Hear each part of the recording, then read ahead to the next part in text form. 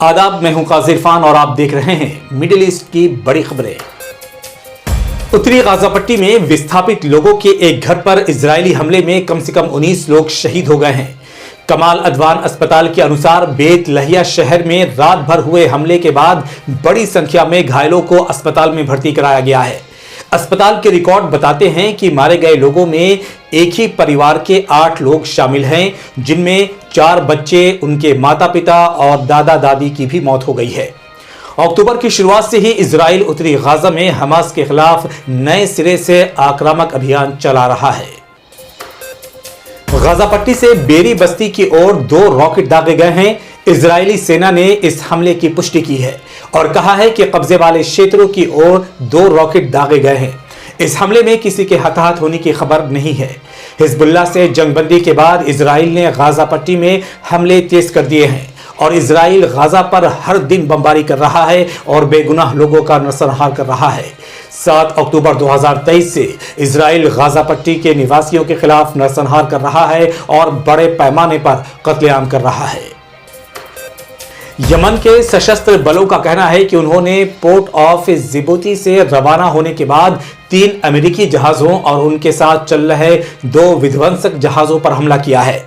Yemen का कहना है कि फिलिस्तीनी लोगों के समर्थन में और यमन के प्रति अमेरिकी ब्रिटिश आक्रामकता के प्रतिरोध में यह कार्रवाई की गई है। इसके अलावा अदन की खाड़ी में भी 2 अमेरिकी विध्वंसक जहाजों को निशाना बनाने का दावा किया गया है।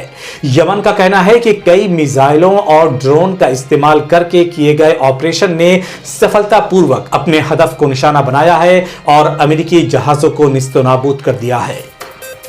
ईरान के सर्वोच्च नेता आयतुल्लाह अली खामेनी ने कहा है कि सीरिया के राष्ट्रपति बशर अल असद को सत्ता से बेदखल करना अमेरिका और इजराइल की योजना का हिस्सा था।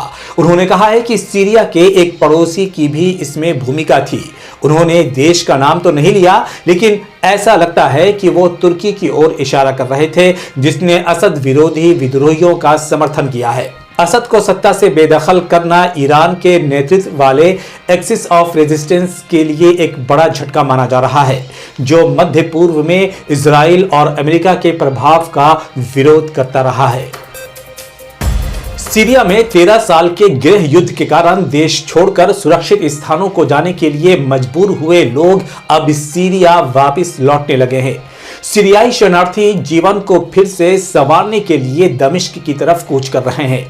मोहम्मद अल बशीर ने कार्यवाहक प्रधानमंत्री के तौर पर पद संभाल लिया है और वह 1 मार्च तक कार्यवाहक प्रधानमंत्री बने रहेंगे। वहीं अमेरिका ने हयात तहरीर अल शाम के नेतृत्व वाले विद्रोहियों के साथ बातचीत की है और कहा है कि एक अबूरी सरकार बनाने के लिए एक समावेशी प्रक्रिया चलाई जाए। तो ये थी मिडिल ईस्ट की बड़ी खबरें। ऐसे ही खबरों से बाखबर रहने के लिए हमारे चैनल को लाइक, सब्सक्राइब और शेयर करें।